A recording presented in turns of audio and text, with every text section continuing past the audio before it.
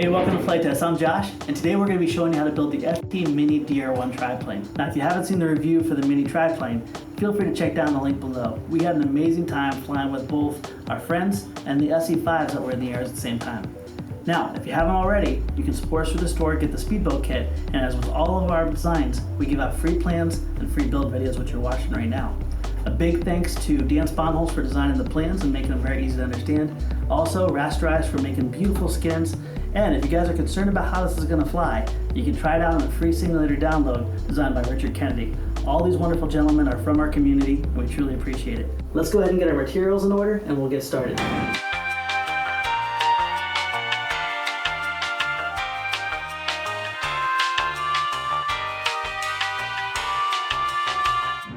In this portion of the build, we're going to be showing you how to build the power pod, mount the motor, install the ESC, and make sure your motor's spinning in the proper direction. Now, before we get started on the main portion of our build, the first thing we're going to want to assemble is our power pod. This portion right here, along with the firewall, is our power pod. This is going to carry our motor and ESC, and also interchange from many of the other mini swappables. An easy tip for not cutting through the paper is to dull the very tip of your knife. Now, you can do this by rubbing it over a piece of sandpaper, or just simply take it down to the floor and drag it on the concrete a couple times. Don't do this if you have carpet. To get started with our power pod, we're first going to do a light score down through our 2 score lines. Now, if you're scratch building, this is going to be indicated by a red line. Just take the blade down close to the paper, but don't go through it. We're going to fold 180 degrees over and peel off the foam. We're going to do this on both sides. Right, now that our cavities are cleared out, we're going to go ahead and do an A-fold. An A-fold is where the side cheeks go above the bottom plate. To practice this move for gluing, we're going to keep the side plate firmly against the table and rotate the bottom plate 90 degrees while pushing down firmly on the table. This is going to give us a nice clean 90-degree edge with the bottom plate below the side plate. Once we practice that move, we're going to put a thin bead of glue, starting and stopping the bead of glue about a 1/4 inch from the edge. Once we have that, we're going to rotate 90 degrees, and we're going to hold it there for about 45 seconds. We're going to repeat the exact same process on the other side. We're going to focus the main portion of glue on an A-fold on the bottom of the side plate. That way we get most of the strength in our joint and not on the paper. Once again, our side plate is on the bottom. Rotate it 90 degrees and hold for 45 seconds. At this point, we're ready to glue on our firewall. For reference on what side we glue the firewall, we're going to look at what direction the A is pointing to. On many of our little mini models, we have quite a degree of right thrust, and we want to be able to keep that to keep the performance good. On different models, it may be pointing towards a flat 90-degree angle, and that will be on things like the Arrow and the Sparrow. Once we have the side that we need, we're going to put a healthy bead of glue on the very top surface.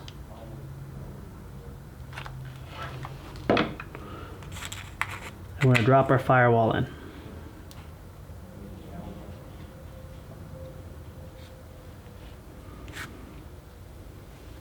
While that's drying, we're going to take off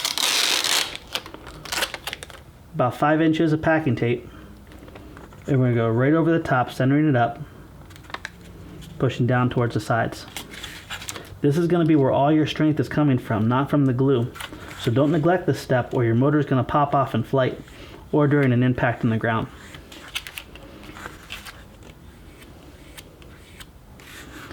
Just like wrapping a gift for Christmas, we're going to cut 2 little reliefs.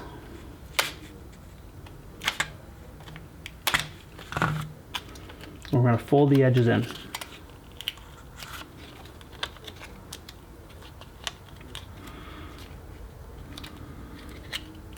Now we can go back and cut off any excess that we may have.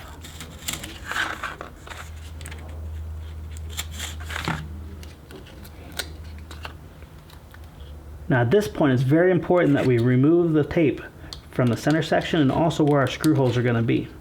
If we don't remove this tape, the shaft of the motor is going to rub against that, and it's going to cause it to bind and make you think that you have an ESC or a motor problem. It's easy to overheat the ESC if you don't do this step and destroy it. So now our center hole is opened up, and I've also relieved both the bigger holes for the 2204 motor. Now this mini power pod can carry an 1806 A pack or a 2204 motor, which is the B pack right here. The 1806 will use the two thinner holes that are vertical. The 2204 will use the horizontal holes that are bigger. I'm going to install the F pack or the 2204 motor right now. This motor is real nice. It even comes with a little Allen wrench for you to use. We're going to take this apart. Notice we have bullet connectors, so there's no soldering needed. We make sure that every power pack that we carry in our store has bullet connectors, so it's just plug and play. You don't need to solder.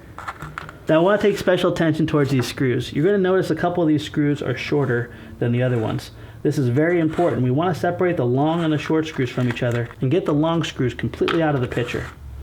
Reason being is we're only going to use the short screws in this step. Now this is the same for the A pack as well.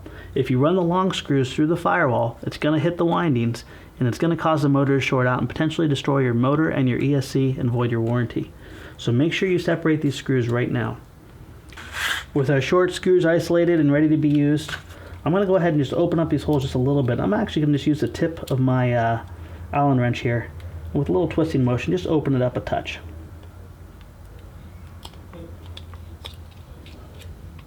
This is going to make installing our motors even easier. There we go. If you have any hot glue in the back, just knock that out of the way. Make sure your screws can pass through nice and easy. We're going to go ahead and pre-thread our short screw. Notice I'm saying short a lot. It's because it's so important. Most of the time when you have a motor or ESC problem, it's because too long of screws have come in and hit the windings on the motor, or that you have tape in the center section. I'm going to screw this down to just bring it out maybe a half a millimeter, just enough for the threads to engage with the motor. I'm going to do that on both sides.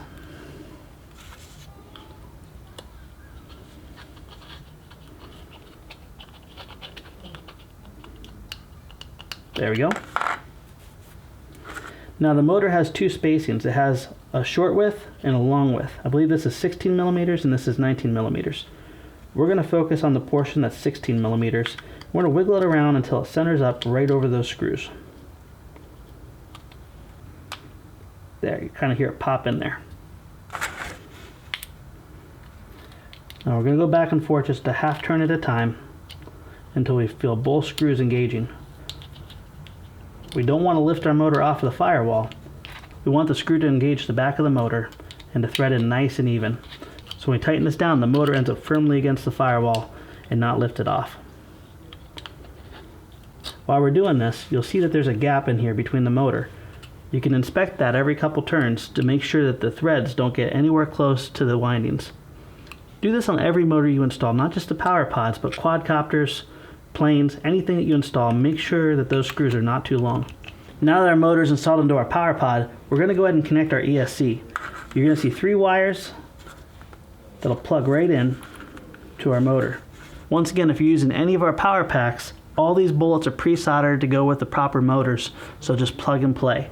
One thing you want to make sure is don't leave these out just a little bit so they can touch and short out. That's going to burn up your motor and your ESC. Make sure they're nice and closed and there's no exposed brass. Now that we have that, we can take this over to our little servo centering tool, and I'm going to turn it to manual and turn it all the way to 0. I'm going to plug in the lead of our ESC. Now that we have that, I'm going to plug this in.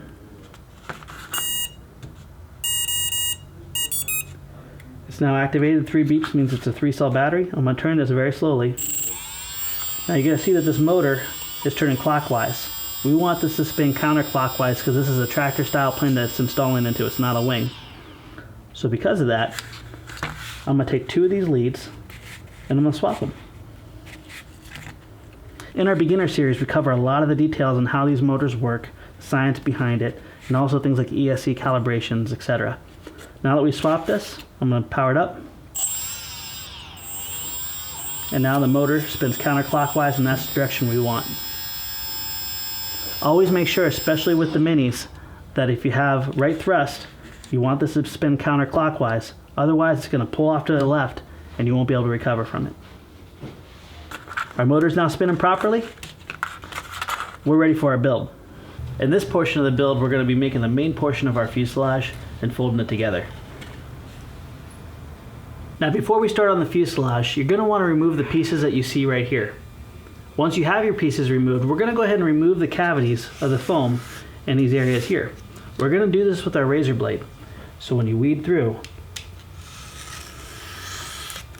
it doesn't break through the other side. Try this out on a scrap piece of foam before you go to your kit. Once you do that, the foam will easily peel right off and leave a nice clean edge. We're going to go ahead and remove all the pieces here, here, here, along through the sides, and along the other edge. Whenever possible, I like to use the table as my friend to be able to push against, whether it's folding or removing extra foam. And we're also going to come along. You don't need to remove every square inch of this, but you want to get as much of this brown, or in the case of scratch building, white foam off as possible. The brown paper sticks a lot better than the white, so it may come off in multiple pieces.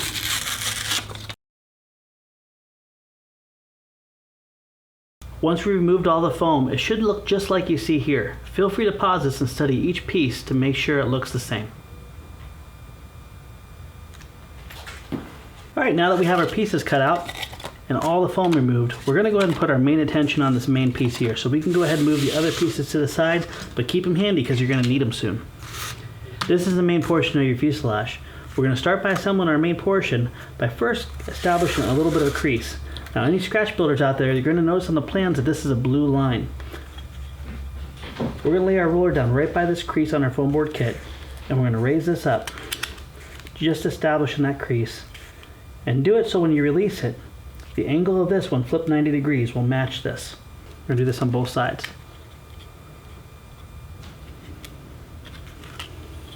Our first step on gluing this is we're going to be performing an A-fold on this portion right here. This is going to help us in two ways. This is going to give rigidity and also make the fuselage nice and square. So we're going to go ahead and practice move. A-fold is where the bottom plate is below the side plate.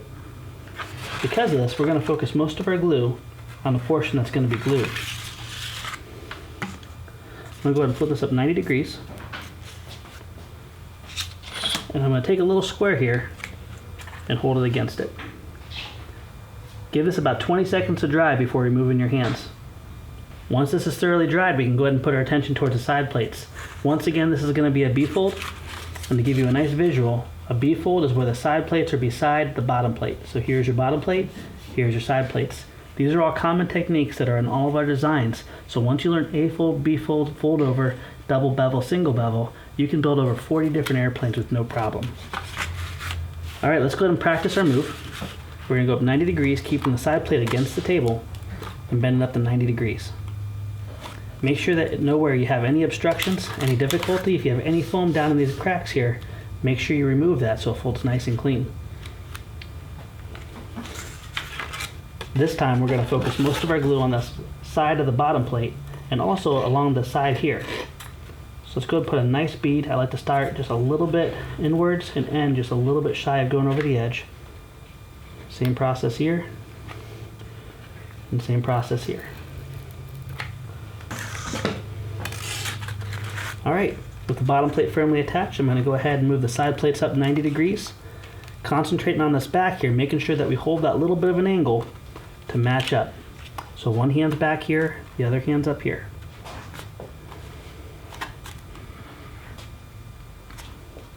After about 15 seconds, I'm going to go ahead and reach for my triangle square. If you don't have some of these common tools, we do sell a crafty kit that gets you a really nice razor blade, squares, tape, and everything else you need to be able to build all of our kits. It's very important that you concentrate on making this nice and square because everything's going to attach to it later. After about 45 seconds, we're going to go ahead and do the other side.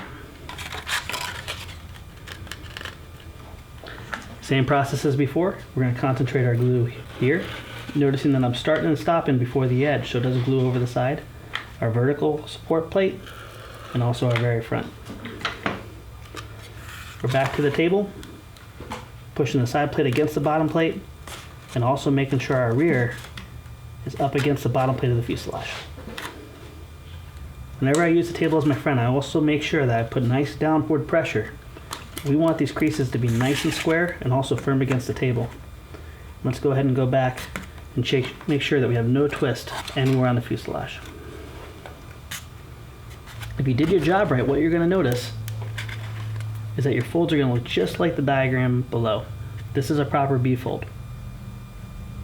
And you can see that we have a nice square edge all the way back.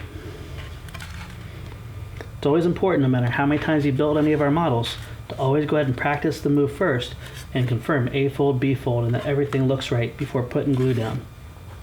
Now that our fuselage is nice and dry, we're going to go ahead and move on and put on the bottom plate. Now let's go ahead and examine and make sure that all these edges are nice and clean. Once we know that they're nice and clean, we can turn this inverted and we can slide this in for a test fit. Now the whole time that we're gluing this down, we want to make sure that we're holding it nice and square either on the plate here or against the table here. Once we're happy with this fit, we can go ahead and glue it in place. Same process as before. This is a B-fold technique, so we're going to put most of our glue on the side of the bottom plate.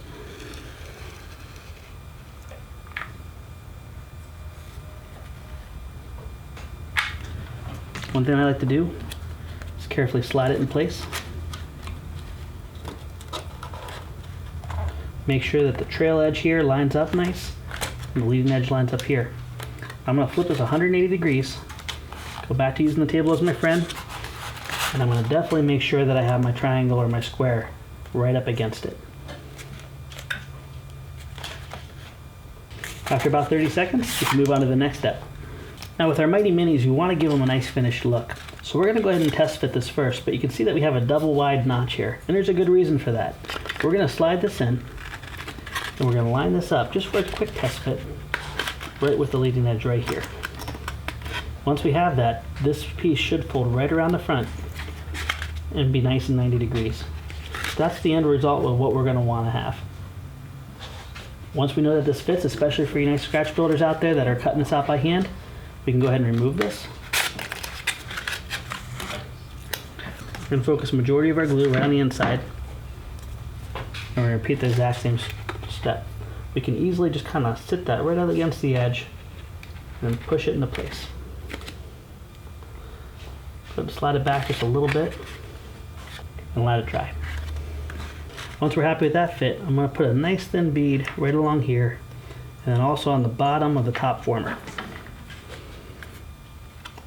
At this point, you can actually just go right down to the table and push straight down. Give this about 45 seconds to let it dry. All right, with our front former put in place, we're going to put our attention towards these cheek doublers. These cheeks are going to provide us a lot of extra strength with also centering up our power pod. To do this, we're going to go ahead, put a bead of glue down the middle, and you don't have to go crazy here, just a little glue on one side. We're going to first push straight down, get a nice square edge, and then we're going to put our attention to our doubler, pushing straight down like this. Get this as thin as possible because the power pod is going to be extremely tight sliding in the first couple times. We want this area nice and strong, but also very tight for the power pod so it doesn't slide around.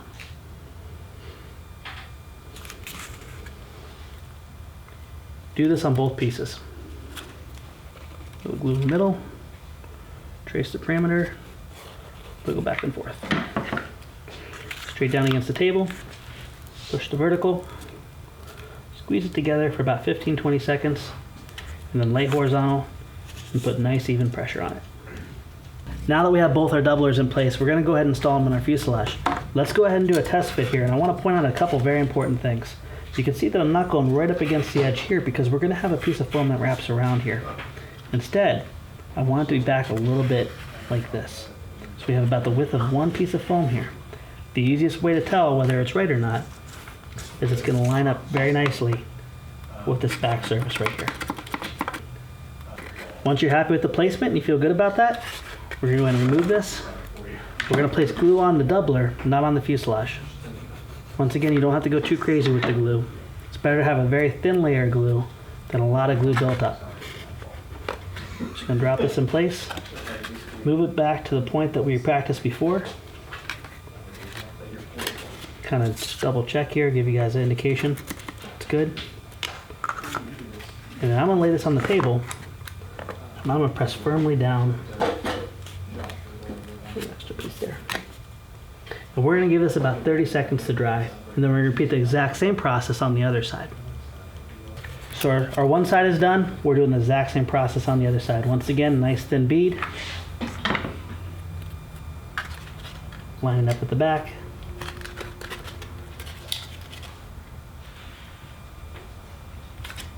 And then holding down against the table and pressing firmly for about 30 seconds.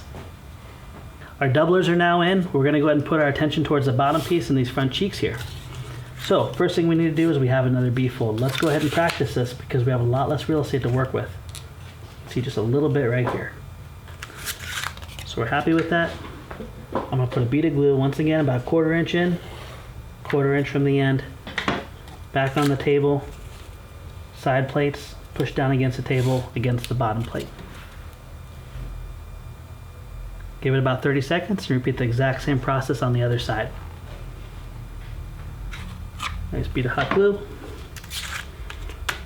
Bottom plate on the table, side plates rolled up against, pushing straight down. One of our passions is even though these are simple and they're mini, doesn't mean they don't have to be beautiful. And you can get that without having anything too complicated. Okay, let's go ahead and test this up, fit this on the bottom. Now, this is going to be a cover for our main wing portion, so we're going to actually be not taping this down and gluing it down because we have a wing that goes in between here. What we want to do is put our attention towards this portion here. So I've already notched this in. This is all the way against the back plate like you see here, and I'm going to just go ahead and put my thumb on this right now. And what I'm going to concentrate on is I'm going to slowly roll this up, and there's going to be a certain point right here.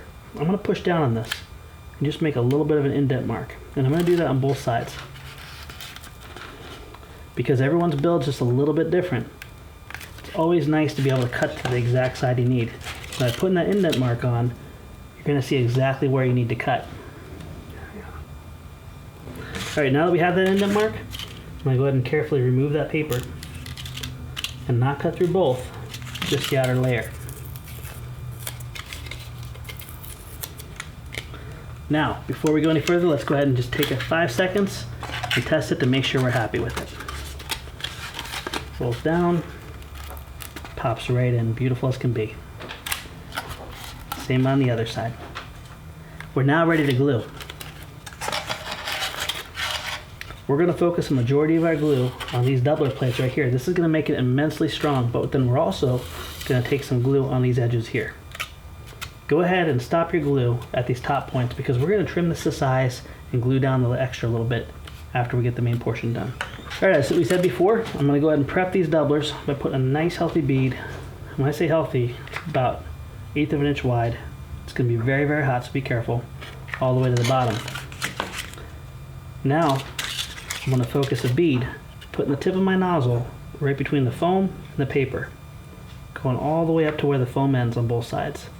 Be careful now when touching the paper because the heat's going to transfer very quickly between those two. I'm going to roll this in. We practice this enough time, we should be good. I'm going to focus most of my energy here. I'm going to roll these guys up.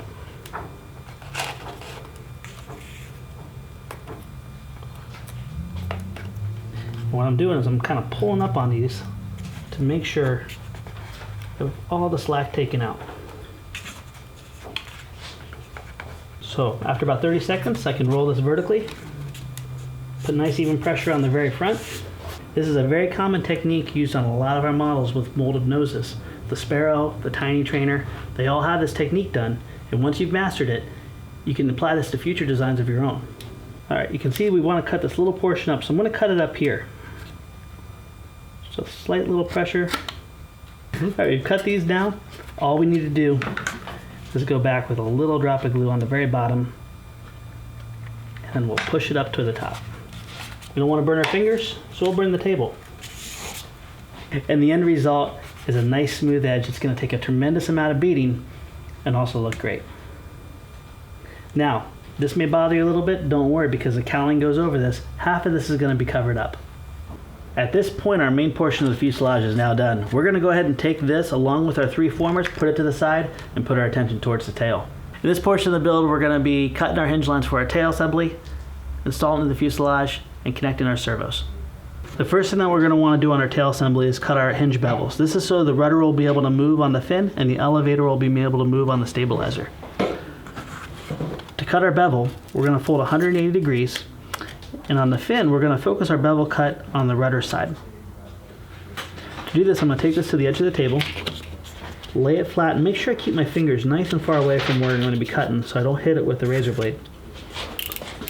And with my razor blade at a nice acute angle, not 90 degrees where it'll wander through, but nice and acute, I want to make a smooth bevel cut, keeping the center line as close to the paper as possible. You can go back and forth as many times as you need to get it as nice as you want. You can also use sandpaper and sand an angle down to it. It's just a little bit messier and a little bit louder. Once we have our bevel cut, we're going to check for range of motion. Now we should have no binding at all. If you have any binding, go back and sand or cut out more foam to make sure you don't have any kind of buildup on the center area here. Our next step, now that we have our bevel cut done, is we're going to reinforce it with some hot glue. To do this, we're going to take our hot glue gun and a scrap piece of foam board, and with the tip of our nozzle pressed up against the paper, we're going to put a thin ribbon of glue all the way down.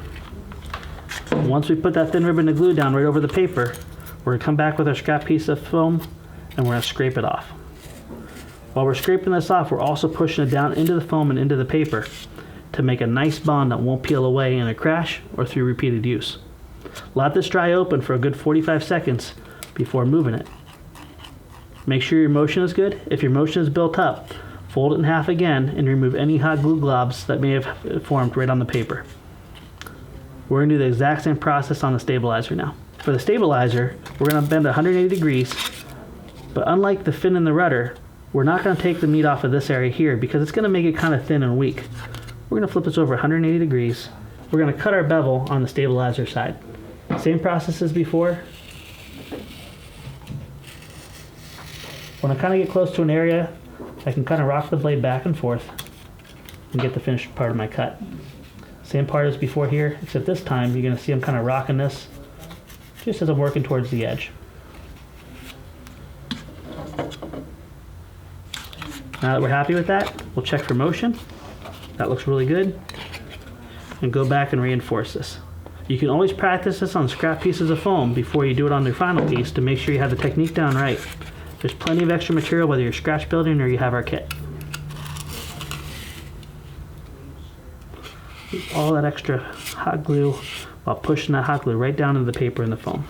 45 seconds later, she moves nice and free. We're ready to move on to the next step. At this point, we're ready to join the elevator and the rudder to the fuselage. The first thing we're going to put our attention to is going to be the elevator. Now, let's go ahead and do a little dry fit. First thing we want to do is go ahead and just put a little pinch on these two tabs right here, just so when you pop this on, it slides in nice and easy. Our next step is that we're going to take it over to this hard table. Now this is our building board that we sell in our store. But I want to go ahead and use a nice hard flat table to make sure that we have as much precision as possible. So we're going to hold this down right here. Take our square and confirm that our fuselage is nice and 90 degrees to the table, and also that our elevator is as well. This is why it's so important to take your time and always on every fold make sure that you're perpendicular, because everything's going to fasten to your fuselage. There's a little wiggle room for adjustment, but it's better if we make it perfect the first time. Now that we're happy with that fit, we can remove this. I'm going to go ahead and put 2 healthy beads of glue right on the fuselage. And then with our hinge surface facing down, smooth surface facing up, I want to pop that on again. Move it all the way forward so it's nice and flush with here. And then we're going to repeat that motion that we just did. You can actually look through the lightning hole and make sure you haven't turned too much. And that's nice and firm against there. While this is drying, it doesn't hurt to go back with your square and just confirm that you have a nice 90-degree angle on both sides. If it's a little bit off, split the difference between the two. Give this about 45 seconds to a minute to dry, just to make sure it's thoroughly dry before you move it. Once this is thoroughly dry, let's go ahead and inspect it. It looks fantastic. Everything's nice and strong and perpendicular. Let's go ahead and move on to putting the rudder in. Now with the rudder, we're going to go ahead and test fit it here. I'm going to go and pinch this leading edge here so it glides nice and easily through the center section. So with this tab, we're going to pass it through this slot right here. And we're just going to kind of work that through and glide it right down to where the hinge line is on the back. Once we do that, you're going to notice these two tabs line up perfectly. All we need to do is drop it in. Now, we're not going to go ahead and put glue and try to repeat this because we're going to slide glue all over the place. What we want to check is to make sure our rudder is perpendicular to our elevator, and it is. So now what we can do is we can go back, press our nozzle at a 45-degree angle, and put a nice even bead on each side. Now, extra glue is just extra weight, not extra strength. So we're going to come back with our little piece of scrap and we're going to wipe off as much as possible. That does two things. It removes the excess and also drives it down to make a very strong joint. After about 20 seconds, go ahead and just check this. Make sure you don't glue your square down into your tail assembly. Make sure it's nice and perpendicular. And it doesn't hurt to hold it there for a little while. That looks great. Now, we're going to move this rudder over to the side. We're just going to put a light bead of glue right down where that meets. And then once again, come back with our little scraper and scrape it off. Now that the tail is on, we're ready to go ahead and put our control horns, push rods, and servos in. And this is exciting because this is only a 3-channel plane, so from this point on, it's really just assembly and going out to fly. Let's go ahead and pop our little control horns out. So what the push rods are going to do is they're going to transfer a linear motion into a mechanical motion that we can use. So it's going to move our rudder back and forth and our elevator up and down. Before we glue these in, we want to pass our push rods through the fuselage.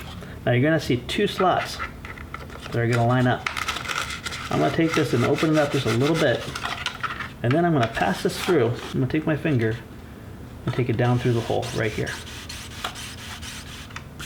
Now we have a lot more than we need, so I'm going to just pull this up and leave that excess hang over here. We're going to go ahead and address that in a moment. Once the push rod is passed through, we're going to take our control horn, and with the Z-bend like this, we're going to pass the control horn just like that. Once we have that, we can press that right into the bottom of our elevator and give it a nice test fit. Once we're happy with that fit, I'm going to remove the control horn, push a little bit of hot glue in that opening, and then we're going to press this down. Now here's the most important thing. Whenever you're working with control horns, don't rush the glue drying. Let it sit there for a good minute and hold it in place. If you rush this portion and it gets loose, you're going to lose your elevator control if the control horn pops off. While we're waiting, we can scrape off any extra glue that may have pushed through the top slot. So after a couple minutes of drying, making sure that everything's nice and hard around the glue area, we can move that push rod, and you're going to see we have nice full motion, all that we need, only about 12 to 16 degrees. Let's go and do the exact same process now on the rudder. Just for a recap, take the tip of our wire, kind of drag it through a couple times and make it nice and loose. Pass it up through our fuselage, and then right through that hole, right there. We're going to pull this up once again, lining this up right around where our hinge line is. As you can see, there's our Z-bend that we're going to be using. We're going to take our control horn, pass it on, and then we're going to push it in. Once we're making sure that the motion's good, we'll go back with a little drop of hot glue once again, put it right in the slot.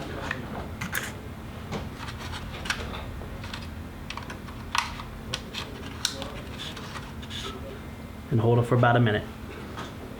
Alright, so now that we have both control horns working, we need to go ahead and install our servos. So confirming that they have nice free motion, we're going to go ahead and put our attention towards these little 5-gram servos here. Now it's really important before we install the servos that we center them and we also install the proper servo horns.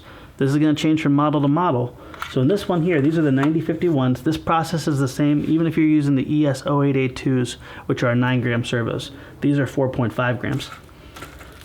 In this build, we're going to be using the smaller of the X control horns, which is this one right here.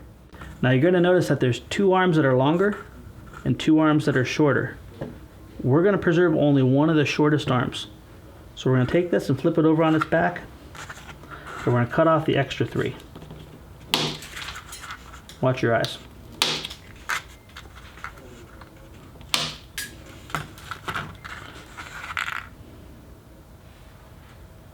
These servos are incredibly high quality, even though they're very economical. I'm going to put this on to show you how well centered they are from the factory. I'm going to plug this into our servo centering tool. If you don't have one of these tools, it is so convenient and so useful in so many ways. I strongly recommend you getting it. This is only about $7 from our store. We'll have a link down below for you to use. On the side of a servo centering tool, you're going to notice 3 indicators.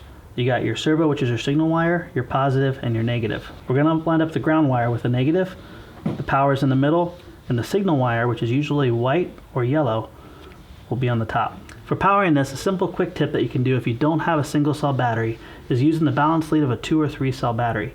Now you're going to notice on the battery you always have a power indicated wire. So here's your positive red, all the rest are considered negatives, and we're going to only take the red one up to line up with the power and the ground on the servo centering tool.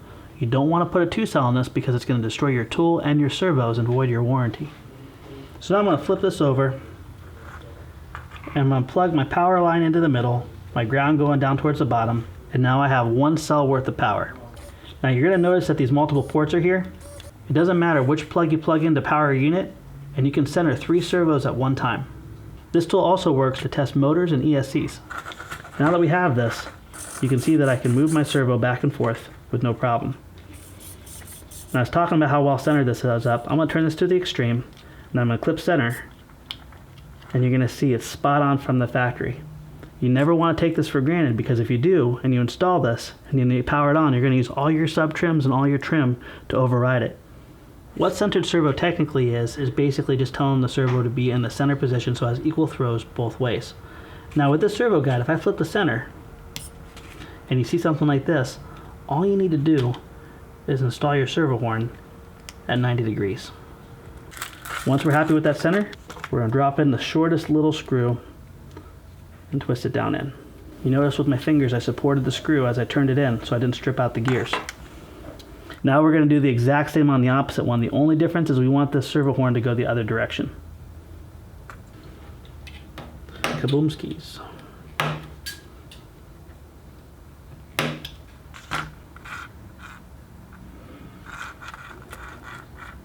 Plug it in.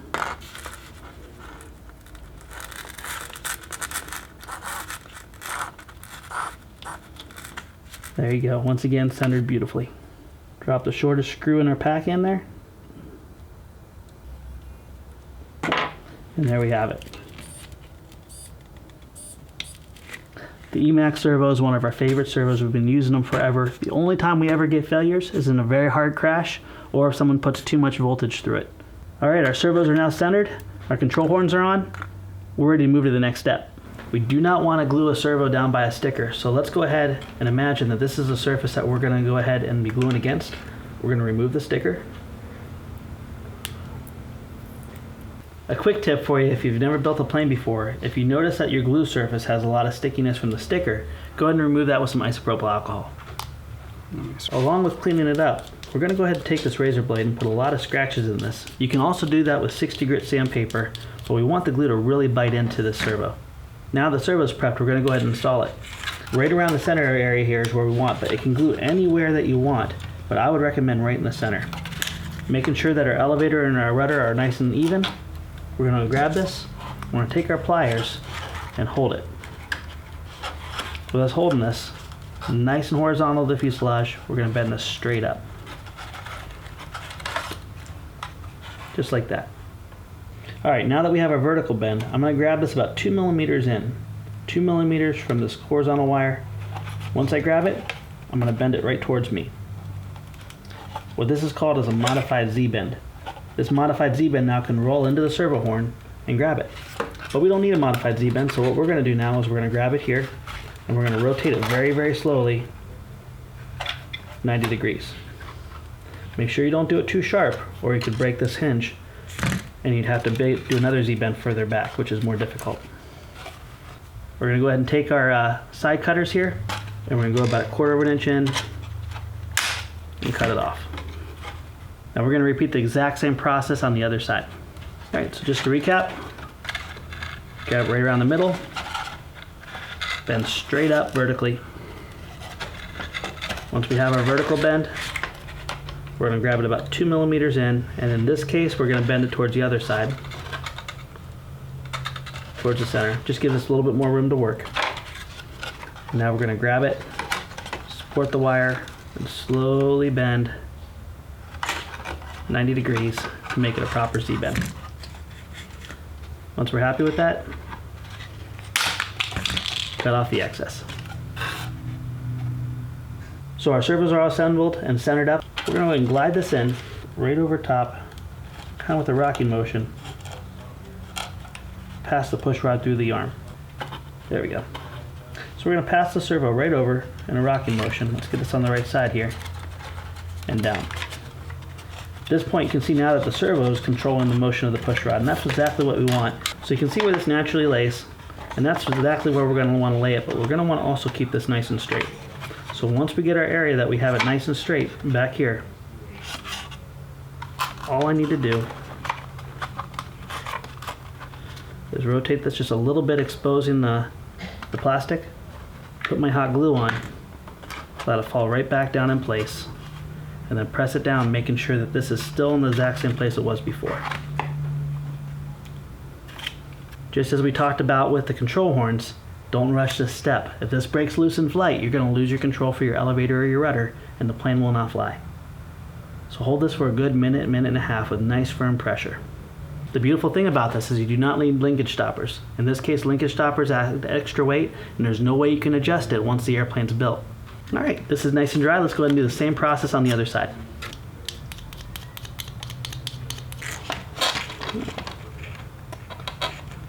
All right, so here's our rudder. Our rudder is nice and centered. Gonna put some hot glue right on here. Let it fall down naturally. Make sure our rudder is centered, and then press it into place. We're gonna give this about a minute and a half to dry. At this point, our tail assembly, our servos, and our push rod are all installed. We're ready to move on to the wings. In this portion of the build, we're gonna assemble all 3 wings that are gonna go on our triplane. We're going to be putting all 3 wings together in this section. So go ahead and punch out all the pieces you see here, along with our little gauges and our dihedral gauges here. This wing is going to be slightly different. These 2 wings are going to be identical. So we're going to focus on these first, and we're going to use the dihedral we get from here to apply here. Let's go ahead and start with the smallest one first. For the smallest one, we're going to take one of our barbecue skewers that are included in our kit, and we're going to drag this down. Now normally I say don't go too far down through, but in this case, we want to go ahead and drag with the broad end nice and all the way down to the paper. If you're building any other model, don't do this and follow the instructions, because oftentimes it'll make the airframe weak. But this is a single surface wing, and what we're looking to do is get a nice even bend, so when we hold this, it naturally wants to stay where these gauges are going to hold it. So let's go ahead and just rotate this up just a little bit more. Don't cause any crinkles on the top surface of your wing. Just kind of rock it back and forth. And that looks really good. It's not fighting. I can move it very easily. And at this point, I'm going to go ahead and slide in my gauges. These gauges are a little bit on the tight side, so just take your time and push them in. We want them to friction fit nice and tight. We're going to go on the tip of the wing, in the center, all the way down, other side of the center, and once again on the tip. When we do this and we hold this down, you can see now this naturally holds it. We want to make sure that we don't have any twists in the wing, so when we hold this down, make sure that we're going to support it like this. We're happy with the fit. We're going to make sure we have plenty of hot glue in our glue gun. We're going to open this up nice and flat. I'm going to put a nice bead of glue. Make sure you have a scrap piece of foam handy so you can remove the excess. You're going to be finding that most of your steps involve at least a minute and a half of waiting for the glue to dry. So don't be impatient, because it'll pay off in the long run. Alright, we're going to hold this down, and very quickly I'm going to take my scrap piece of foam. I'm going to smear all the excess off, get all of that extra weight off, and also push that glue down in. And from this point on, with my thumbs pushing down and my fingers, I'm going to make sure that this is flat against the table, while this is pushing down against the gauges. Once again, we're going to wait about a minute and a half and let this thoroughly dry. If you touch this and it's warm or tacky, wait a little bit longer. If you did your job right, you're going to notice when you take your hands off, nothing's moving, and that's exactly what we want. Let's go ahead and remove our gauges, and we'll put dihedral into the wing. You're going to notice on your dihedral gauge, one end is just a touch longer than the other end, and that's okay. That's exactly what we want. We want the longer end favoring towards the back of the wing, the trailing edge. It's a little bit longer than it needs. It's going to be friction fit. Just slide it up in there like that. Now we're going to repeat the exact same process on the other side.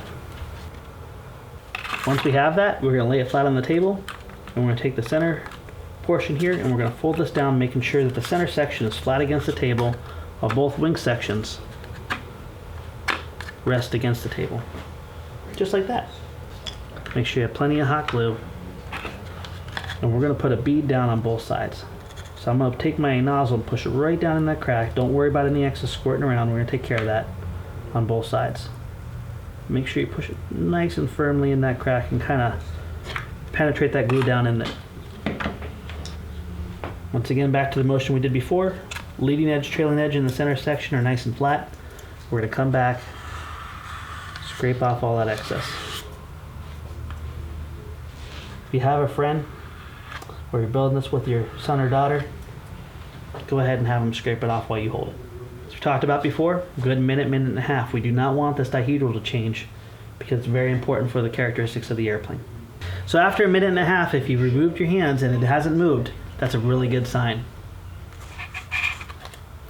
We can now follow up with just a little bit of reinforcement on the very bottom here. Just kind of put a bead of glue down, get it down into the slot as best you can, and scrape it off. And let it dry. We call these Mighty Minis for a reason. We want these to be able to take a lot of tumbles, a lot of crashes, and still keep flying. And although this is simply one sheet of foam, it's a very, very strong airframe. And by putting these extra little glue reinforcements in, you're going to have it last a lot longer. One wing is done. We're going to do the exact same process on the middle wing. So let's pop out our little guides here.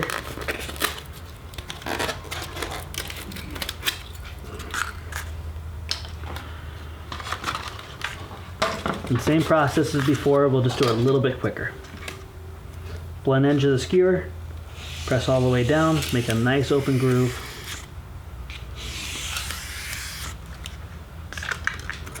Pop on our little gauges, leading edge on the outer panel, just on the inside, just on the inside of the other side of the wing, and leading edge on the outer panel again. Okay. Just bend this up, make sure we're good. All these are common techniques with all of our designs. So if you build the Scout or anything else that has a single flat edge, like the old Fogey or the old Speedster, this is going to be very familiar for you. We want you to learn common techniques that can enable you to build as many planes as you want that are flight test designs. All right, press down firmly. Let's get rid of all that extra glue and all that extra weight.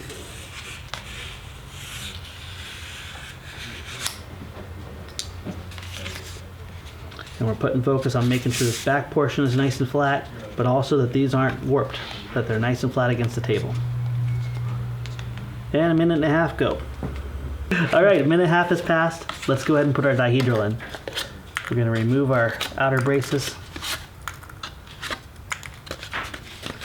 And now we're going to go ahead and put our little gauges in. Once again, the longer side goes towards the trailing edge.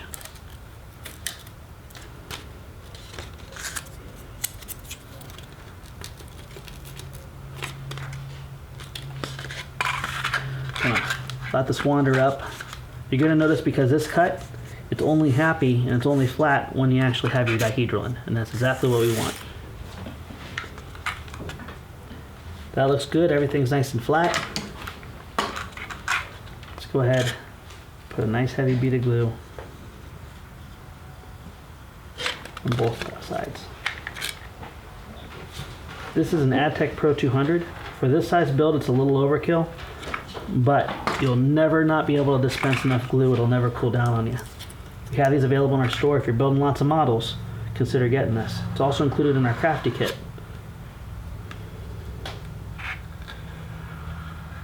Scraping off that extra glue and pushing it down into the slot. And once again, we're going to wait about a minute and a half. Final step is we're going to go back and reinforce the bottom again. If you ever have any kind of glue globs, you can always take the tip of your nozzle and melt those down. And we're going to scrape it off. It looks like my little scrap piece is about done. We'll get a new one. And let it dry. Alright, one more wing left. This time with this middle wing, we're going to leave this dihedral gauge on because this is what we're going to be using as our gauge to hold our wings on the outer fuselage here. So let's go ahead and get our outer fuselage and get that prepped. So far, same process as before. We're going to drag our skewer down through. We're going to bend it up, making sure we have a nice relaxed bend that's not fighting us anywhere. We're going to put our gauges on once again. Hold this down, feels nice, not fighting us anywhere. Let's go ahead and put our bead of glue in. So everything up to this point is the exact same.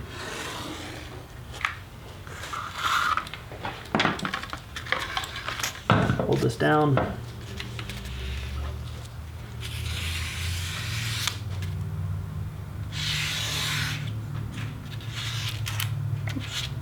Get all extra glue off there. We'll hold that down for about 1.5 minutes. The type of this airfoil is called an undercambered airfoil. This airfoil is really good for giving you high amounts of lift, but the consequence or the counterpart to that is it gives you a lot of drag. And that's one reason why this triplane flies so slow, because it can generate enough lift, but it doesn't need a lot of speed, and it can't get a lot of speed. All right, 1.5 minutes is done. We're gonna go ahead and pop these off. And now we're gonna kind of put our attention towards our little middle section here. You can see that these dowels are just a little bit different, and it's more important right now to match up this wing. So what I'm gonna do is I'm gonna lightly get a crease on both sides. And in this case, I'm going to set this right down on top, centering this up with the bottom piece, just like this. So now that we're happy with this,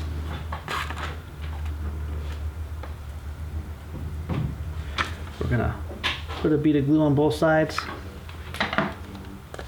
go right down on top, leading edge to leading edge. And we're going to hold this firmly. Let's go ahead and remove our excess glue too.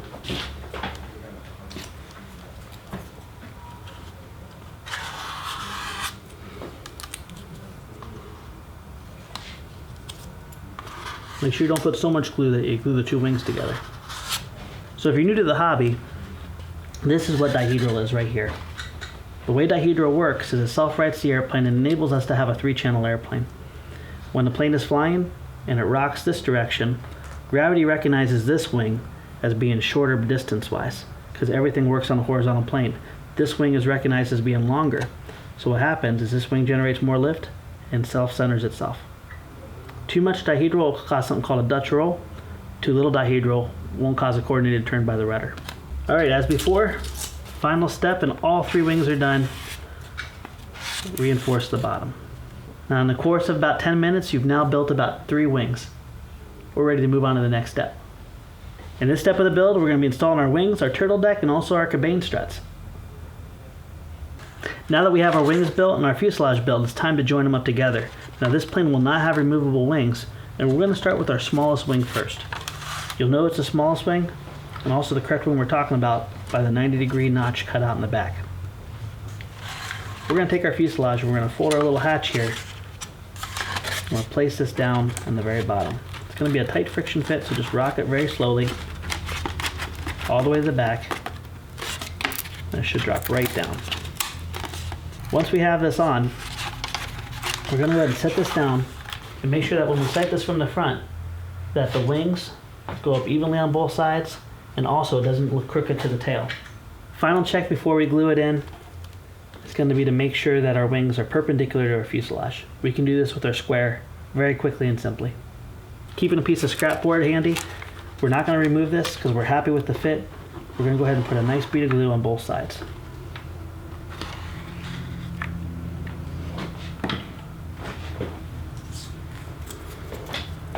Once we have our glue down, we're going to go right back and scrape most of it off.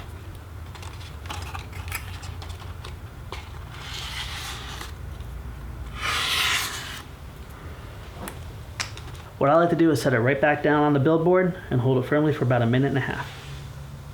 Now this portion here is going to be left alone until we put our landing gear on.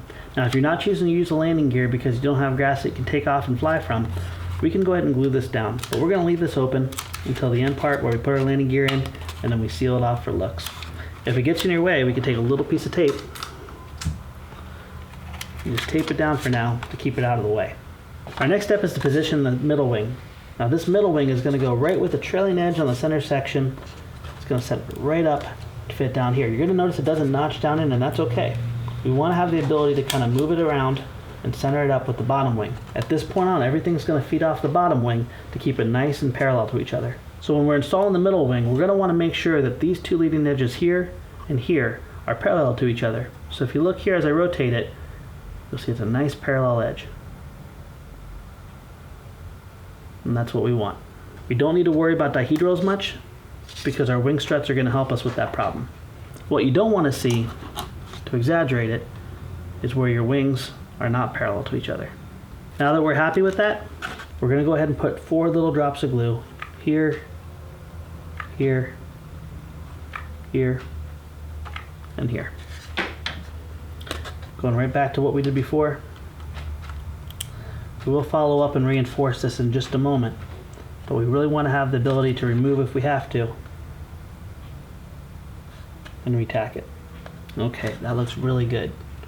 Our wing is centered and our leading edge is nice and parallel. Let's give this about a minute to dry. Now that we have this tacked in place, let's go ahead and pass our wing struts through. Now there's only one way that this can pass through, and that's from the square angle down here to go right down through both surfaces. So we'll rock this a little bit. Pass it through one. Little rocking motion. Pass this through two. Now, trade off pushing on both sides as you pass this through. Be careful not to bend it or crinkle it. Just like that. We'll do it on the other side.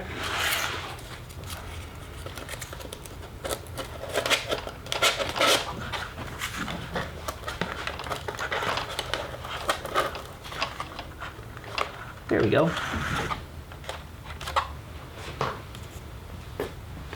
Now one thing you're going to notice immediately is how do we keep these exactly the same? We have this little gauge for that. That gauge is going to pop down in this section here and give us the ability to move the bottom wing towards the middle. Just like that. Since we have that, I'm going to go ahead and take my little hot glue gun, smear a little bit of glue on both sides, and take my scrap foam and wipe it off. Oh, there it is.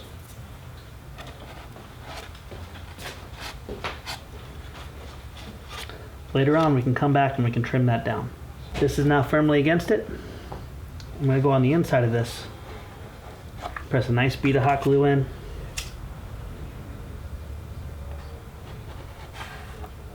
and scrape it off. We're going to let this dry with the spacer in place for about 1.5 minutes before repeating the exact same process on the other side. Alright, same process as before. Going to slide this in, make sure this portion is nice and firmly against the top wall, and then we're going to lock it down with hot glue on both sides. Go to the bottom first.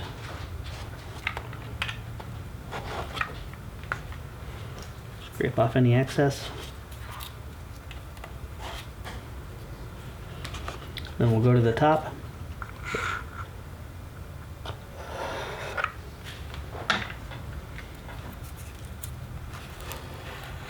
Scrape off the excess. I'm not going to be putting any glue on the outside. You can if you like. I just like to save weight, and the inside is plenty to lock everything down. While this is drying, we can lock down the leading edge and the trailing edge now.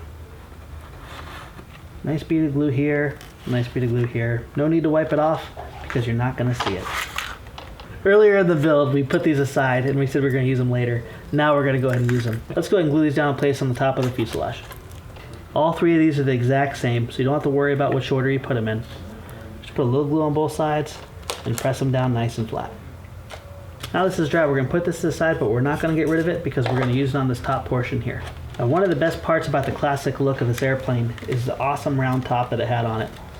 We're going to go ahead and put that on right now. I'm going to go ahead and just remove the little extra scraps of the poster board we have. And there's usually two sides to the poster board. The ones we have in our kit are both even, they're both flat on both sides. I'd highly recommend, if you're going to go ahead and put poster board on and you have a glossy side and a flat side, put the glossy side down and the flat side up. It'll take paint much more similar than the foam board will, and it won't mismatch. If you look really closely on our kit, you'll see a little tiny index mark right here. That's to line up with the top little tab right here and give us a nice center line. We're going to go ahead and fold right at the base of this leading edge, 180 degrees forward on both sides.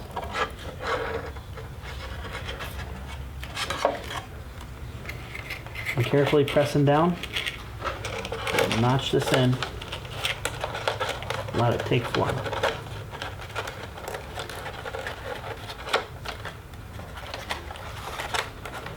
Goes up just a little bit more forward. There we go. Alright, so we're going to put a majority of our energy into making sure that our front nose is as square as possible. Everything else will fall into place if we get this portion right. So we're going to line up our center section with a little tiny notch that we knocked off from our kit.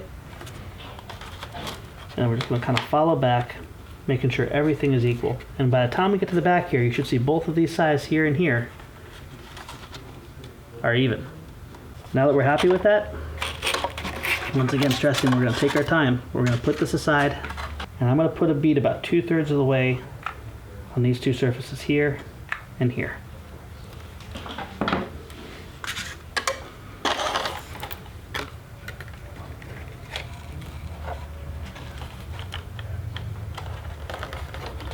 Line up our tabs.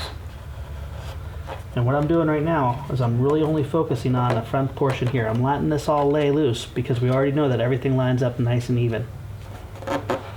Make sure that this portion here can flip underneath on both sides. We're going to hold this for about 30 seconds to a minute. Once we're happy with that, we're going to put our attention towards the sides here. I'm going to fold this back open and let this kind of open up a little bit, and you can see now you can kind of work down in here. I'm going to use a triangle as my friend. Put a bead all the way back here, going all the way forward, and just a little bit of glue on both portions here. I'm going to rotate this down and flip this over.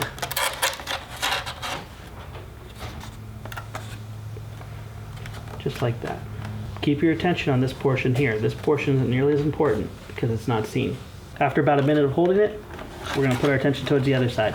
Same process as before. Let this open up just a little bit. Hot glue all the way in the back. And all the way to the front. If you're worried about burning your fingers, you can take a steel ruler or this triangle and hold it down nice and flat. Give this about a minute to dry. Alright, our front section of the poster board's done. We're going to put our attention towards the back. Go ahead and use your fingers and kind of give it a real soft little roll. Just let the poster board do more work for you. Roll this down in on both sides on the back edge. Push firmly against the fuselage. And what we want to see is we want to see this match up on the back edge of our former right here. We don't want it to be too blocky. Just like that. When it feels good, we'll open it up. Nice healthy bead on both these portions. Follow that exact same movement one last time. All the way down, and right now what we're concentrating on is getting this firmly against the former. At this point we're going to put our attention towards these side flaps to get them down firmly against the side of the fuselage again. So we're going to go and open this up. Lay a bead down. We can take our square or steel ruler and hold it down firmly. We're going to do this on both sides. Give it about a minute to dry. On the back of the fuselage, we're going to put a thin bead of glue at the very trailing edge. We're going to take our square and we're going to push it down nice and flat. Alright, now the back is done, we can put our attention towards folding this over nice and smooth. Just work it a couple times over and fold it over nice and slowly until it meets it nice and flat. Once we have that, thin bead of glue at the very top. Take our square, we'll press it down and hold it firmly for about a minute. Same process on the other side.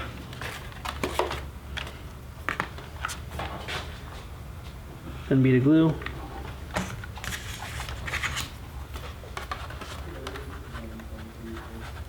The poster board's now on. Let's go ahead and put on our top wing.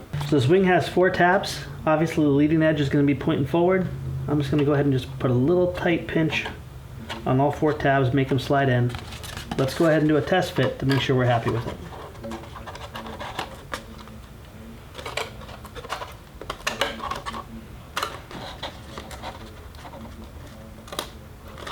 There we go. Now, if any of you have ever worked with foam board before, you know oftentimes it'll twist a little bit and kind of move around. It's really important when we install this top wing that we make sure we don't allow one edge to rise up more than the other and give it a twist. We want this to be nice and flat. This is where looking at these tabs and also using our little gauge will really come in handy. So let's go ahead and sight. First thing I can see is our leading edges all line up very nicely. And I'm not as concerned about this portion here because we're going to be using our cabane struts to fix that. What I really want to see is I want to sight down from the leading edge to the trailing edge and make sure that we don't see any excessive warp. That these are nice and flat against there and that the wing doesn't twist. And that looks really good. So let's go ahead and remove the wing. Put a healthy bead of hot glue. Healthy bead of hot glue. We'll do the front notches first. And the back notches second.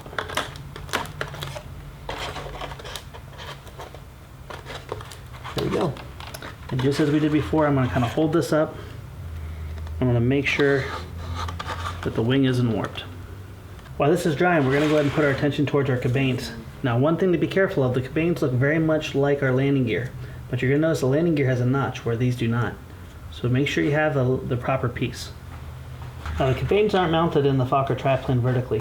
They're actually kicked out in an angle, and how much that angle depends on how much dihedral you still need in your gauge. So we're going to go ahead and turn this in just slightly outboard of the wing right here. This is going to give us a constant dihedral that we need to keep all these parallel. And what we need to do is we need to fit this in just like this. So to kind of give you a good visual explanation, this peak right here and this peak right here are going to line up with the middle peak of the wing and the middle peak of the top wing. Top wing, middle wing peak. So because this goes in an angle, we need to remove a little bit of material. The wing on the top is going to become an angle like this. So what we want to do is just remove a little bit. It doesn't have to be perfect. Like that. And because the wing on the bottom is going to become an angle like this, on the opposite side, we're going to just take off a little bit of material. You're not going to see this because it's going to be hidden, so don't worry if it's not perfect. Once you have that, we're going to go ahead and do a test fit. Rotate it up, and wherever it hits is where it stays. The important thing once we get one down is to match the second side. All right, that looks good. Let's go ahead and put a little bit of glue on the bottom. Make sure it doesn't drip on the wing. A little bit of glue on the top. We'll take this bottom plate, line it up with where we need it to go first. Then we'll just rotate the top plate up in and let it sit. Go ahead and give this about a minute to dry. While this is drying, we'll prepare the other side. Just as a recap, it's going to sit out like this. Wings come in here. This part goes bye-bye.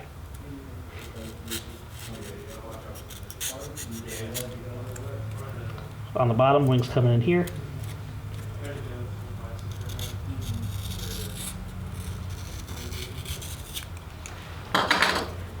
There we go. Do a test fit.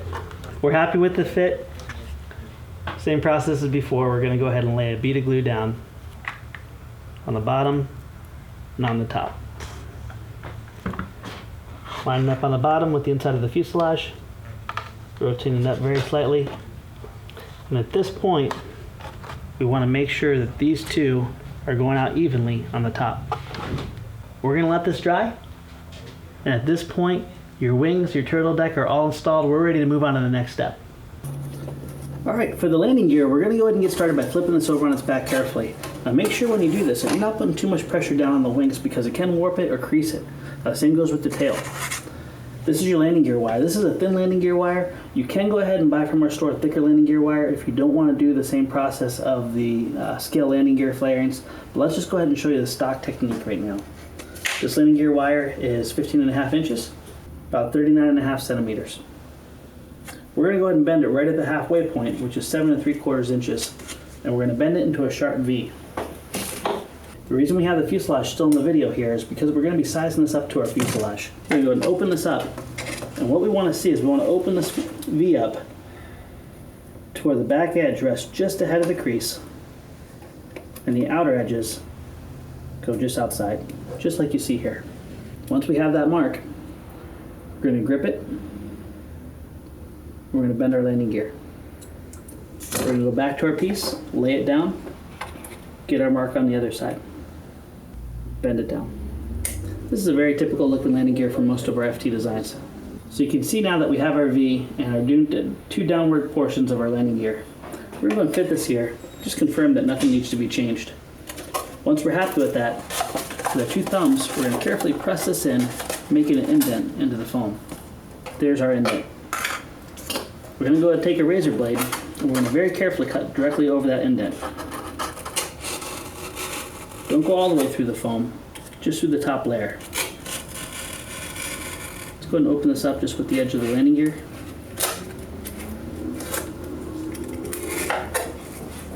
It's easiest oftentimes if you start on one side, kind of rock it into place, and push down on the other side. Before we glue this down, we're going to go ahead and test fit some of our landing gear side pieces. Our landing gear side pieces are going to mount right around this area here. And what we want to notice is when we lay this in place, we want to carefully bend our landing gear so it intersects with this portion right here, right with this notch, nice and level. So this one just needs to go out very little. Notice I'm supporting this as I'm doing it, so I'm not putting the bend on the wing. We're just going to lightly adjust this until it finally lies in place. We're going to do this to the other side. Hook this notch on the leading edge, hold it in place, and that one actually is perfect. Once we know that that fits, we can go ahead and we can glue this portion down because everything else is going to be a matter of fitting these pieces on and spreading it. And we want this portion firmly fastened down. So let's go ahead and lightly lift this up.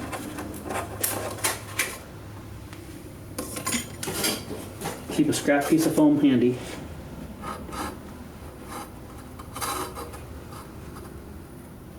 Right over that crease. In the same motion we did before. One side of the landing gear goes in, all the way to the back, push down, a little bit of rocking motion, a little bit of force, and pop it in. Now I like to go back with another layer of glue, go right over the top,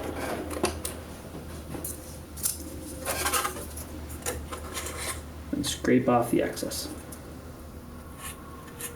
We're actually forcing that right down in there, making a very, very strong joint. Give this a good minute and a half to dry. Now that this glue is nice and dry, we're going to put our attention towards the side landing gear pieces here. I'm going to go ahead and hook this around the leading edge and slide this up against, making sure that my landing gear still lines up with that notch. Then with my finger, I'm going to push 2 grooves, and this is the path our wire is going to go. Once we have that path, we can put a light score cut, not going through both pieces, just one. So as we test fit this, we're going to realize really quickly that we need to bevel this corner here, but also bevel this top portion here to get a nice, tight, strong fit. And that's just what we're going to do now.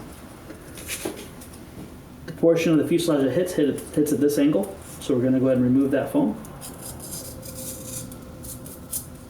The portion of the wing hits at this angle, so we're going to remove that portion of the foam, but not as much.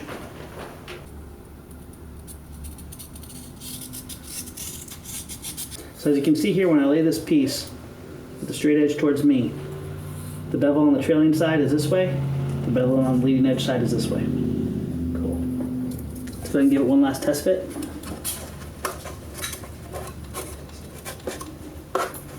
That looks really good. Our next step here is we're going to be bending this 90 degrees, and we want our landing gear to pop out right at this portion here. So as we line this up, and picture where this is, our mark is going to be right about here. That's exactly where we're going to bend it. The easiest way for the landing gear as you're lining it up is to bend it where it's parallel with the leading edge. That's exactly what we want right there. All right, multiple places for glue. We're gonna have it here, on this side, definitely in the 2 gaps right here.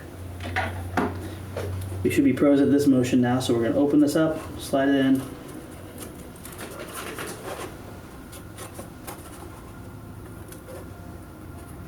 And we're gonna give this a good minute, minute and a half to dry. Now that we did one side, we're gonna repeat the exact same steps for the other. Line up our landing gear, make sure our bend is good, press it down, get our index marks, score cut. Now that we know this fits nice and we're happy with it, we're gonna cut our bevels. The inward panel is gonna be a little bit sharper. Let's seat this down in.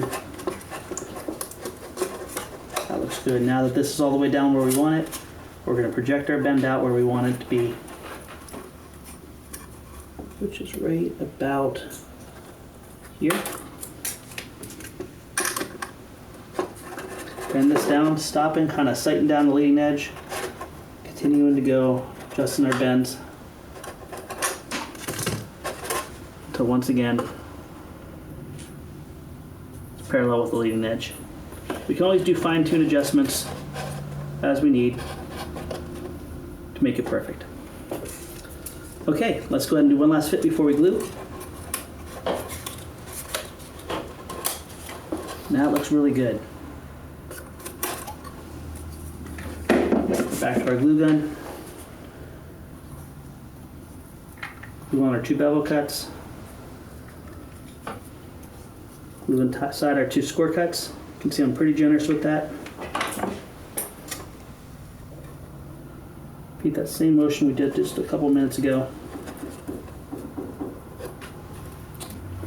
And we'll let it dry. Now that our 2 side landing gear pieces have gotten nice and dry, we're going to go ahead and concentrate on this cross member here. This is a classic straight axle airplane. This is kind of the airfoil piece that they put over top of it. We're going to go and stretch this out, and it shouldn't take a lot of stretching. It should have a little bit of pressure. We're just going to give it a good test fit. You're going to see that there's a little notch, especially on our kits, just where the tear off is, that you can use as a reference mark. We want that reference mark when this is at rest to be right in the middle of the fuselage, like that. And then we're going back to our bevel cuts here. Because this is sitting horizontal, we want to remove little wedges on both sides. Same here. On the back side as well. And likewise, because this piece is going to be sitting down in, I'm going to kind of come in here and dish some of this out. Take your time. It doesn't have to be pretty because it's all going to be covered. Just knock out as much as you can, about a 45-degree angle. Notice I'm supporting this blade here, and almost treating it like I'm whittling a piece of wood. Let's go and do a test fit. You can see that fits nice and square now. Much better. I'm going to go ahead and just bend my landing gear wires just to kind of get them to go to where I need. There we go. That looks really good. Next step, we're going to put 4 drops of glue and kind of bridge this guy here. 4 drops of glue. Bridge this guy right here. We're going to repeat that exact same motion. Make sure you don't burn yourself. There we go. We're going to hold this in place for about a minute and a half. Now that our landing gear piece is done, we can now go ahead and seal up our bottom plate. Now don't be surprised, depending on how your wing is, if this bulges out just a little bit. Not a big deal. The biggest thing is we just want to support and cover up this bottom plate here. So I'm going to go ahead and take a nice bead of glue.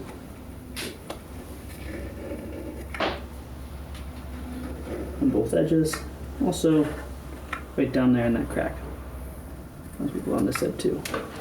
We're going to keep our little triangle square handy so I can hold this down as well.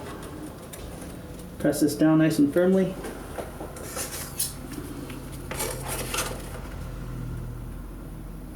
And now we have a very nice looking fuselage with the wings set in at the proper scale direction. And we're ready to put our wheels on. Just for looks, I'm going to go ahead and put a little piece of tape on this back end here, just to hold that paper down nice and clean. Alright, let's go ahead and put on our mains. With this building board, I can straighten out my axle if I need to, with small little adjustments, just to make sure my wheels fit on right. Now this kit does not come with wheels because the foam wheels will kick out just simply too easy. We do have two different sizes of wheels on our store. These are the thin ones that are kind of the most scale, but if you looked in our build video, because we flew on rough grass, we oftentimes use the bigger ones. Either one will work. These are the lightweights. I'm going to go ahead and slide them on now.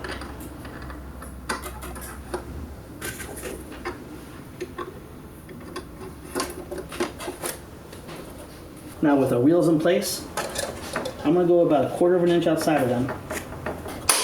There we are. And that'll leave me enough room for a wheel collar or a job of hot glue. In this case, we're going to use hot glue.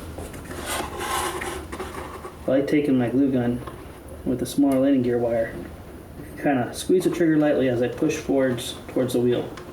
It looks like it's touching the wheel, and it is, but a last minute twist will break it free.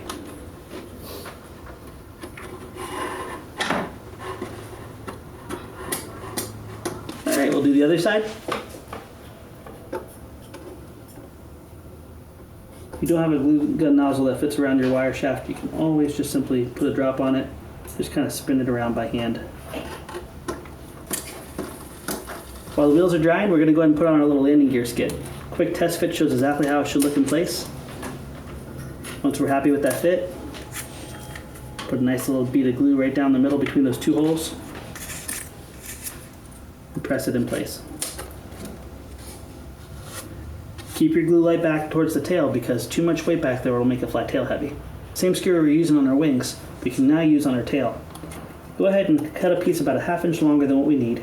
So we'll just roll this back and forth.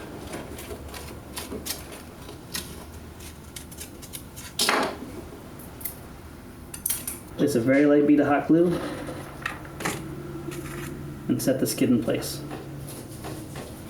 Come back later and you can wipe off the excess if you need. Give this about a minute before putting on the mains so the skid doesn't break loose. Alright, our landing gear, our tail skid, and our wheels are now installed. We're ready to move on to the next step.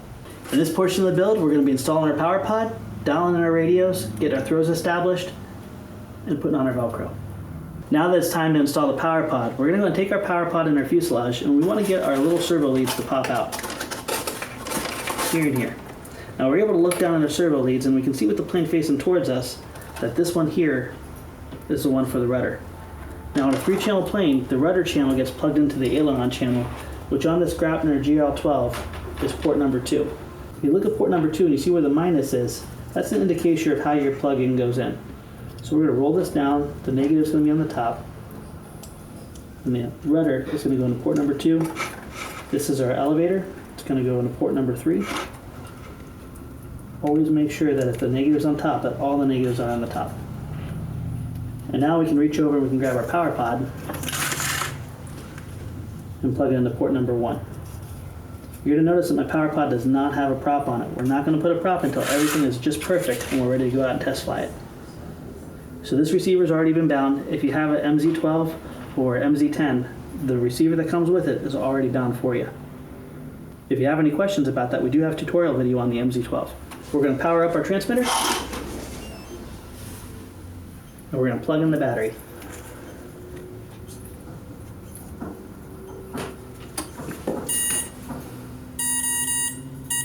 So the first thing we're going to check now that we plugged it in is we're going to check to make sure our directions are going the right way.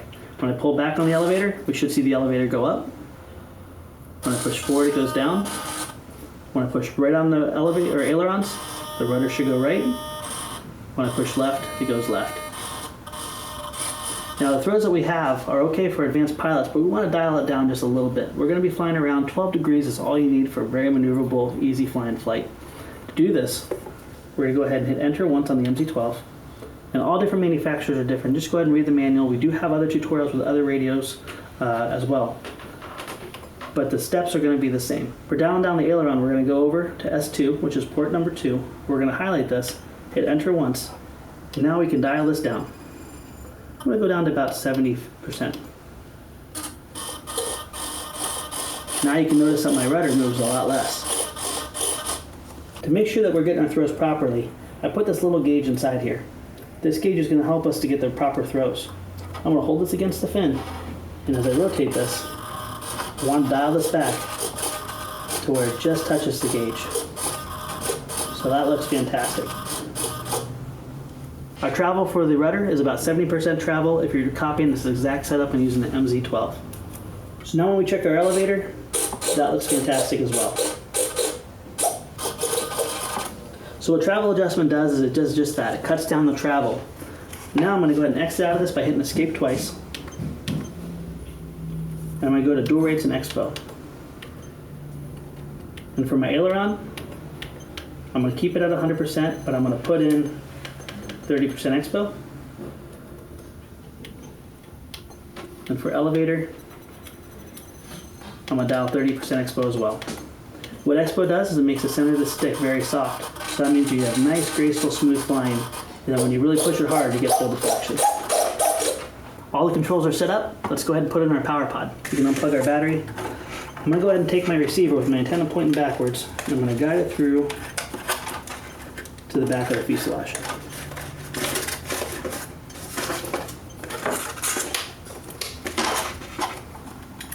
For right now, I'm going to let my ESC just hang out. And we may have to pinch this in just a little bit. It's going to be a touch tight. The power pod's going to slide right up and in. And in this case, we're going to keep the firewall flush with the outside. Tendencies may be that you want to set this back in, but we're going to have a cowling that's going to slide over this whole top piece. Now that our piece is put all the way in where we like it, and it's pushed all the way against that top support, we're going to take our barbecue skewer, and with these indicator holes, we're going to lightly, with a twisting motion, pop through our side panels and into the power pod. Don't try to go through one whole side and then out the other. Just go through the one side, rotate it 180 degrees, and then go through the other side. Nice twisting motion keeps you from denting the foam.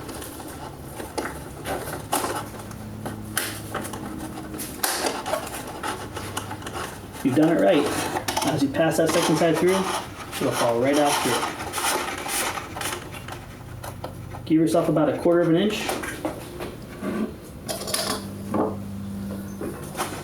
And cut off the other side. You don't want to leave this too long, because if you leave it too long, it's going to conflict with the cowling.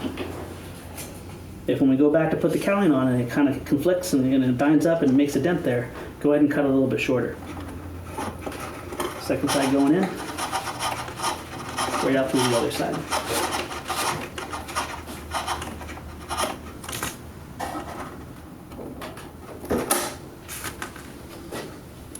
Now I want our ESC to get plenty of air. We don't have any scoops here for airflow, but what we do have is we have a hole in the back where the air can rush through this whole bottom plate, and that's exactly where I want to leave my ESC. So I'm simply going to leave this go back and let it sit right at the bottom so it gets plenty of airflow. You're not going to see this while you're flying, but the ESC will breathe nicely and not get overheated. While we have easy access, let's go ahead and put our Velcro on. You have more Velcro included in the kit than you need, and I always kind of have a rhyme in my head saying fuzzy fuselage. So I put fuzzy on the fuselage side, prickly on the battery. No matter how you do it, just make sure it matches the battery so it sticks to it. I'm going to cut a couple inch length.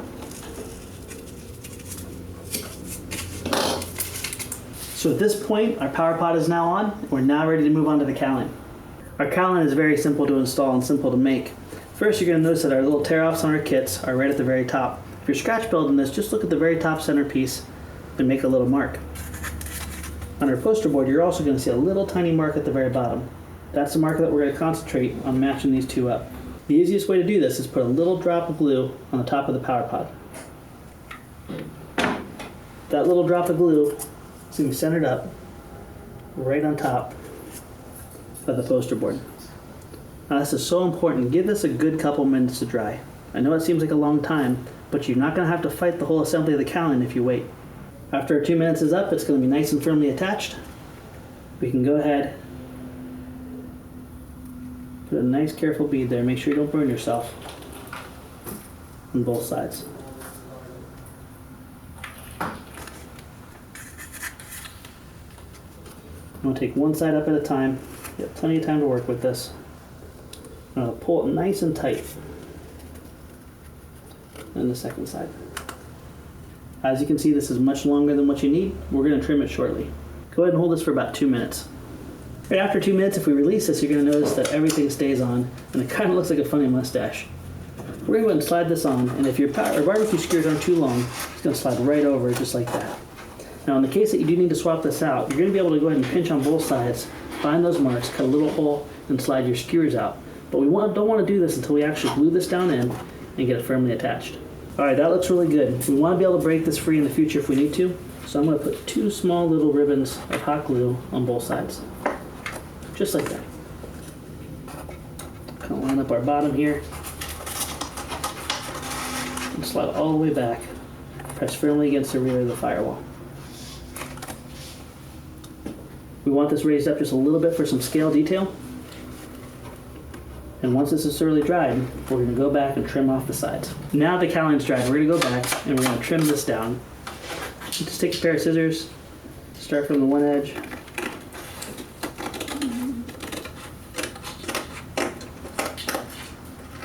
There's one side.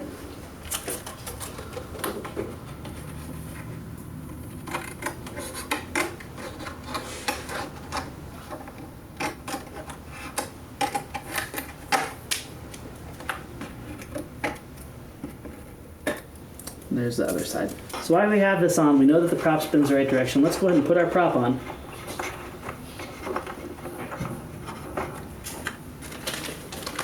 And this is a 645 CCW prop. That's the prop that really flies these planes wonderfully. Gives you good efficiency and good power. It's not too noisy.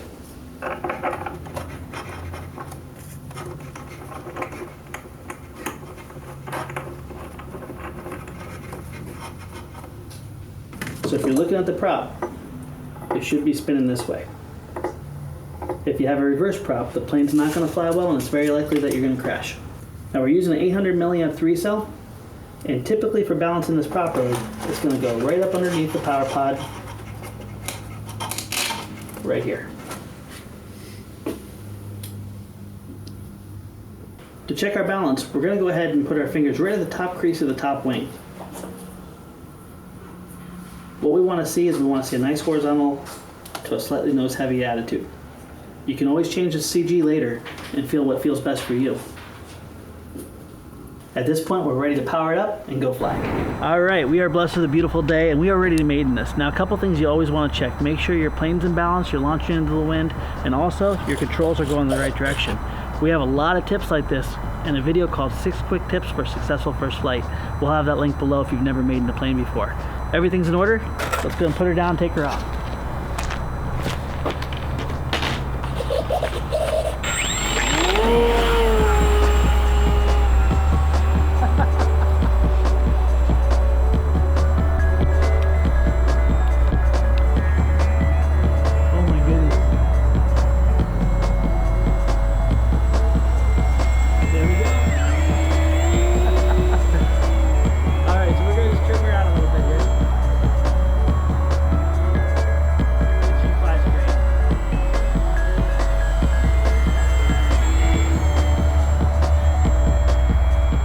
Any kind of maneuvers that a 3-channel plane would do. Simple barrel rolls, wing overs, loops.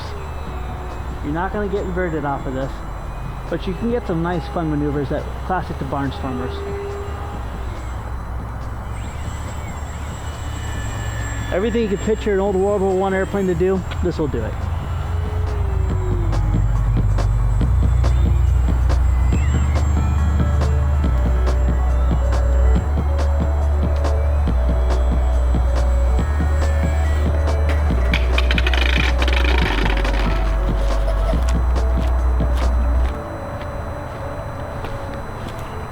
Friends, I want to sincerely thank you for watching. I want to thank you for being part of the Flight Test family. Now, if you haven't scratch built before and this is your first time, I strongly recommend to continue the journey. If you can build it, you can repair it, and you can also make a special memory with others. We'll see you next time.